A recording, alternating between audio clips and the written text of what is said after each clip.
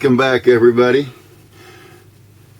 to part 10 of the 4CX250 amplifier build.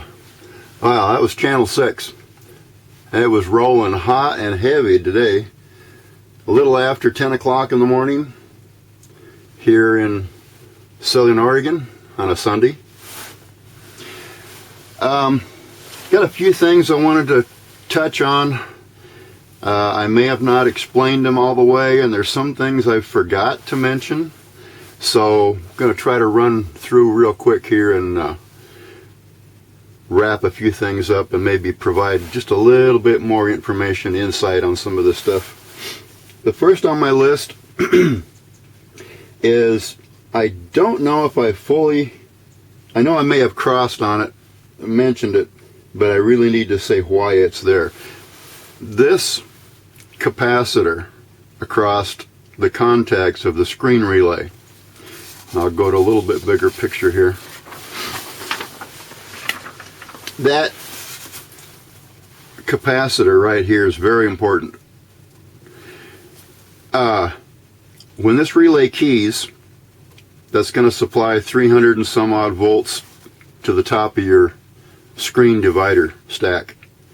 When it unkeys, this resistive load will cause a little bit of an arc. Depending on how big your relay is, it'll cause a little fuzzy arc to keep going across the contacts. This capacitor stops that from happening. So on your screen relay, make sure that you pad the contacts with a 0.01 at like 1 kV.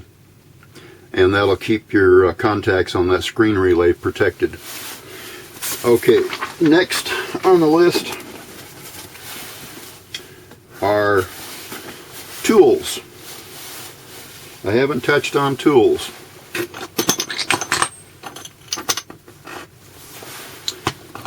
If you're going to do any serious building, stay put. You're going to need, or should at least invest in, some handy little tools. These are Greenlee hole punches. Yeah, I know they make hole saws, but after you get done cutting a hole with a hole saw, you got to stand there with a file and clean up the ragged edges. These things make beautiful, clean cuts in a aluminum or steel panel. And they come in various sizes. Just look for Greenlee punch. Don't get the conduit ones if you can help it. The conduit ones don't have an exact diameter. They're based on the diameter of the conduit or conduit connector that they're punching a hole for. So be aware of that. I think the ones that are standard size are listed as electronic type punches. Like the SO239 and a coax connector, that's a 5/8. So you don't want a 5/8 conduit, you want a 5/8 hole punch. So the conduit will be bigger size. Okay, the other handy tool comes from a company called Adel, Chicago, Illinois. This is a nibbling tool. I think it's listed under their aircraft sheet metal metalworking products page. But if you can find one of these, try to get a hold of one. They're good for copper clad board, aluminum sheet panel, and thin mild steel. What they do, if I got a little piece of scrap circuit board here, maybe. Yeah, okay. Grab one.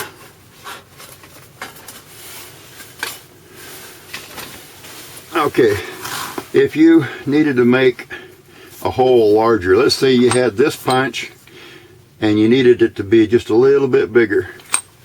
With this guy, you could go around the edges and nibble it out, and I think it takes off like a 1/16 of an inch, about a 1/4 inch wide. I'll show you here. It's the top end is where the You can see that punch in. The die part of it's right here. So you'd slip that on your metal.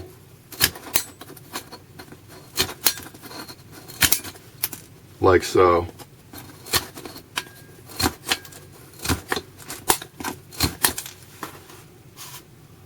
That's what it does. And it takes out little bits of time. Real handy little tool. Harbor Freight makes an air nibbler, but it's round, and you'll have a real hard time getting a nice straight line with it. But this little hand thing works really good.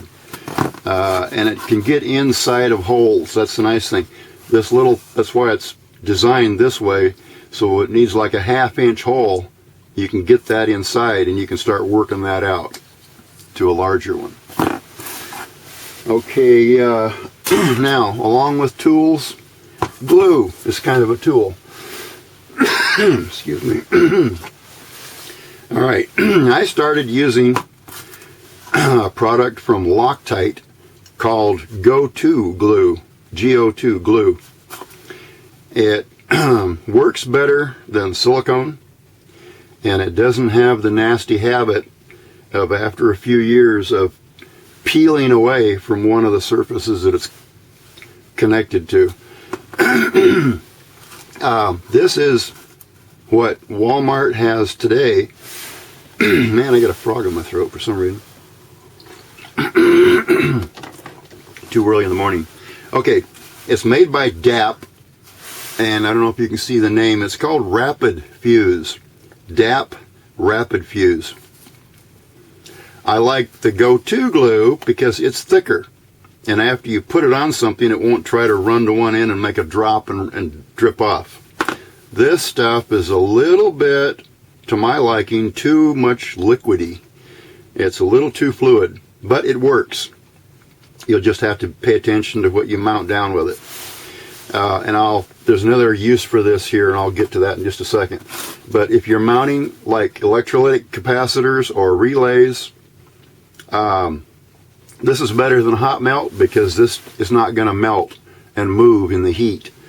And if you ever get it on a surface, after 48 hours, you won't be able to scratch it off with your fingernail. You'll have to take a razor knife and cut it off. It's really good stuff. And it's just excellent for mounting little components in a place where you want them to stay put and not move out of, out of way. And it's better than super glue because it's a little bit flexible, so it's pliable. Okay, next on the list, on your power supply, high voltage, you should pay attention to the schematic that I have. If you're one of the ones that's got one of the schematic sets, look on the main schematic for the tube tester, and you'll see that I have the transformers wired in such a way that the high voltage transformer cannot come on unless the other transformer is on, which also runs the fan. In other words, you don't want that amp to be silent and quiet and have the high voltage power supply stay running. That's very dangerous, and without a light or something to tell you that it's hot, you just stay away from that kind of situation. Always try to think out your wiring to where the filament and fan supply has to be on first before you can turn the high voltage power supply on.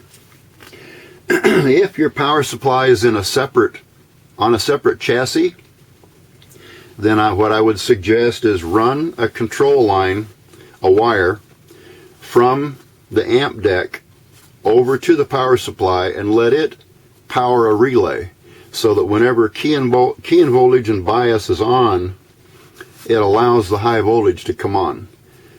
That way you can have a separate switch on your high voltage, but it'll be linked to the amplifier deck, so that when you turn the main supply on the power head or the tube deck,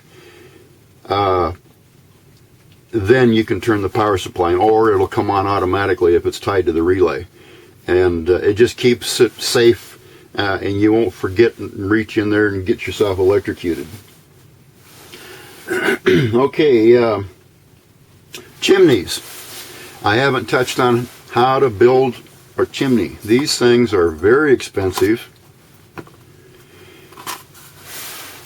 The particular type that fits about everything is the iMac SK606.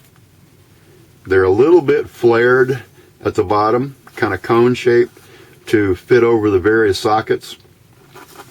But depending on the socket you have, a straight tube will work. And here's how I have made mine in the past. Look for a product in your builder's supply. Go back to where they have roofing materials.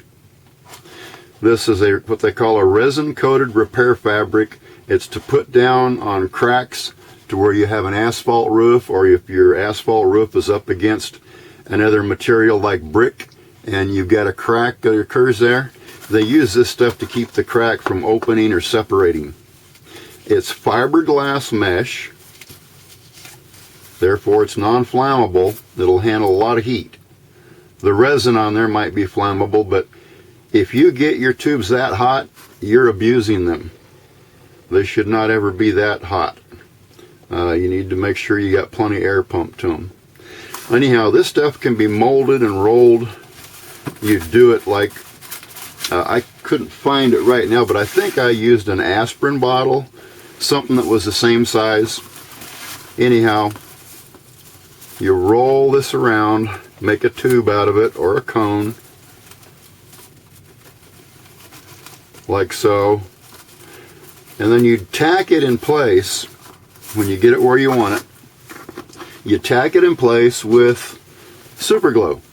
Just wherever it makes contact with itself, just take and put a drop of super glue on it, hold it there for a second, and it'll stay.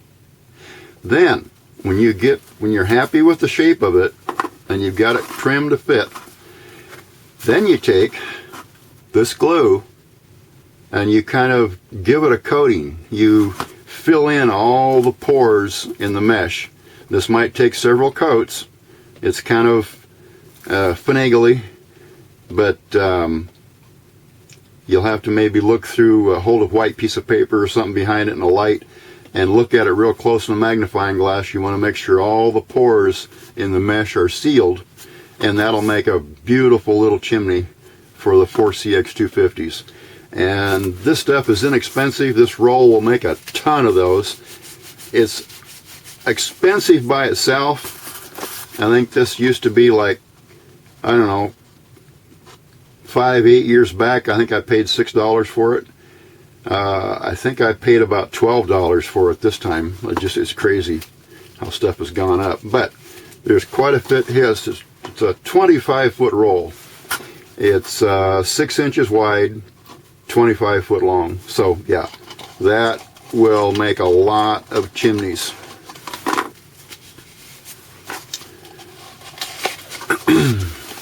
Okay, next on the list, screen protection circuit.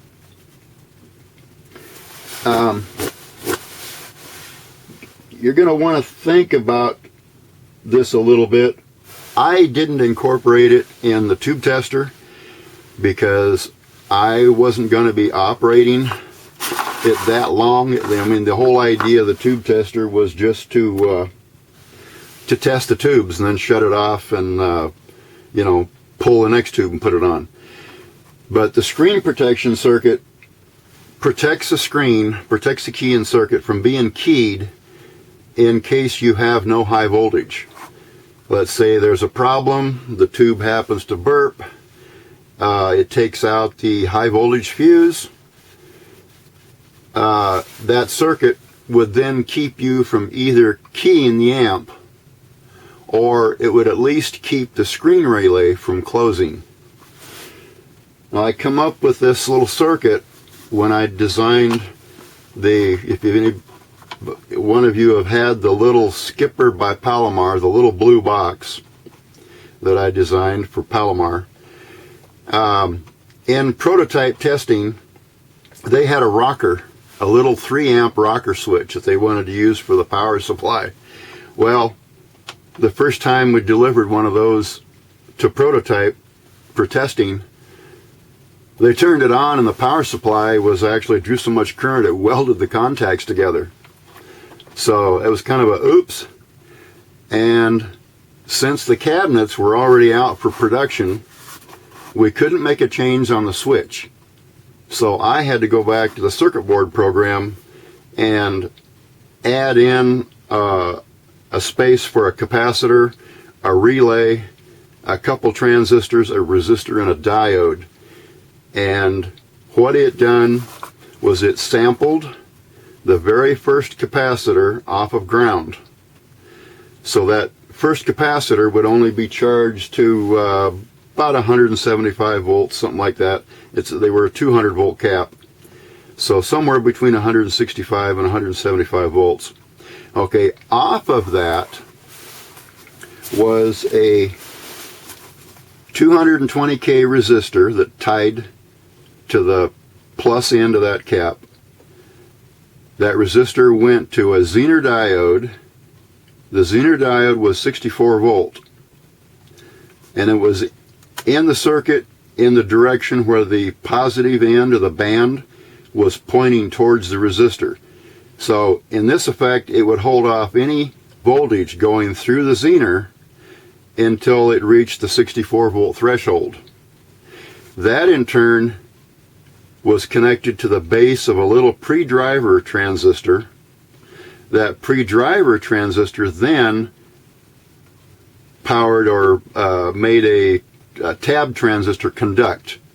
That tab transistor was hooked to the little yellow relay toward the back left corner. If you had the front of the unit with the switches facing you, back where the power cord come in, you would have seen a little box capacitor sitting there on the circuit board, and right next to it, within an inch, would have been a little yellow relay.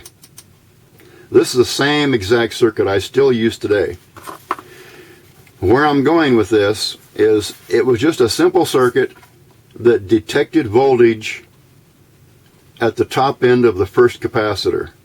You could employ this in your high voltage stack, and it doesn't have to handle any different voltages because you just simply put the first capacitor above ground, and then it can monitor, and if there's ever a problem, this capacitor won't charge to the voltage to where that diode will conduct and trigger the relay to close.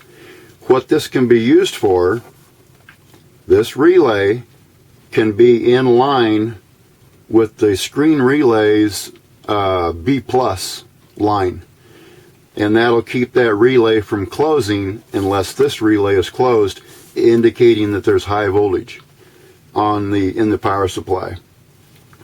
Now if you want, I haven't got that circuit drawn up, but if anybody wants that, please send me an email and request it, and I'll sit down and draw that up and provide a couple different instances to how you could work that into whatever circuit. In other words, it would be adaptable to whatever circuit you want to use it in, whether it be a step start circuit for another kind of an amp, or to protect the screen of these tetrode tubes from being voltage being applied without plate voltage. Now I'll touch on that, why that's important. The screens of the tetrodes would normally not draw more than maybe 5 or 10 milliamps. But in the case where there's no plate voltage applied to the tube,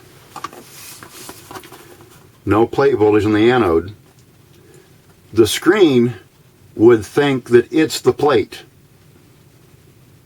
And that's where the damage comes in. It would draw way more current than what that screen is supposed to handle if the plate voltage is not present. So just a little simple sampling circuit would keep that from happening. This isn't a circuit that monitors screen current. It doesn't do that. And I never had a problem with any of the tubes drawing excess screen current because it wasn't a regulated screen supply. It was variable. I used stages to turn the tube up and down. So this, in your amp, if you're going to make a multi-tube amp, you want some kind of protection circuit in there so that in case something happens to the high voltage, the screens will be protected. In other words, it won't key, or at least screen voltage won't be applied on key up. Okay, I think that about covers it. If you have any questions, send me an email. If you would like to help out and help fund the projects further, I have my PayPal address. You can just make it to their friends and family or something. And I'm not asking for donations, but if you feel like you'd like to and you're able, feel free. There's my PayPal address, and then radiomedic111yahoo.com is my email. If you'd like the schematic sets for this amp, just send me an email and request 4CX250B schematic sets. I'll keep you on a list. So, like if I draw the circuits up for the screen protection circuit, I will just go ahead and add them and send them to you at whatever date that we add more, that I add more schematics to the set. So, thank you for watching, and I guess the next video we'll start constructing probably a cabinet. I showed a cabinet that I was intending to use, but it was so big it almost wouldn't even fit on the table.